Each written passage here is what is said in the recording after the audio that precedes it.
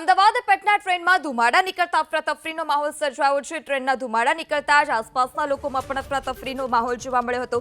Dahod railway station platform number 2 પરના ટ્રેનના ડબ્બામાં ધુમાડો નીકળતા દોડધામ મચી। ટ્રેનના ડબ્બા વચ્ચેનું બ્રેક લોકજામ થઈ જતા આ ધુમાડો નીકળતો હોય તે પ્રકારની પ્રાથમિક માહિતી સામે આવી રહી છે। તો અમદાવાદ પટના ટ્રેનના ડબ્બામાં ધુમાડો નીકળતા અફરાતફરીનો માહોલ। Dahod railway station platform number 2 પર આ ઘટના બની હતી। તાત્કાલિક દાહોદ સ્ટેશન માસ્ટર સહિત રેલવેના કર્મચારીઓ પણ દોડી આવ્યા હતા।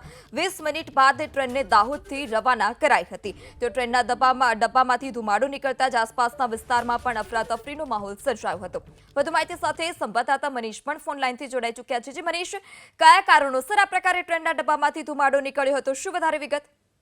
જરૂરથી હાલ જે ટ્રેન હતી દાહોદના પ્લેટફોર્મ નંબર 2 પર આવી હતી અમદાવાદ પટના, અને તેમાં ખાસ કરીને વાત કરીએ તો ટ્રેન વચ્ચે બ્રેક લોક છે તે ગરમ થઈ ગયો હતો અને ભારે ગરમ થવાના કારણે હાલ તો તેમાંથી ધુમાડો નીકળ્યો હતો। ધુમાડો નીકળતા જ હાલ તો જે ગાડી છે તેમાંથી ધુમાડો નીકળતા અફરાતફરીનો માહોલ જોવા મળ્યો। તો ઘટનાની જાણ સ્ટેશન માસ્ટર સહિત અધિકારીઓ થતા તેઓ તાત્કાલિક દોડી આવ્યા હતા। જો કે ધુમાડો નીકળતા લગભગ 20 મિનિટ સુધી આ તમામ પ્રક્રિયાઓ ચાલી હતી। જો કે ત્યારબાદ તેના પર પાણી નાખી તેને ઠંડુ કરાવી ટ્રેનને આગળ વધારવામાં આવી હતી। જો કે ઘટનાને લઈને અફરાતફરીનો માહોલ જોવા મળ્યો હતો અને 20 મિનિટ ગાડી મોડી પણ થઈ હતી।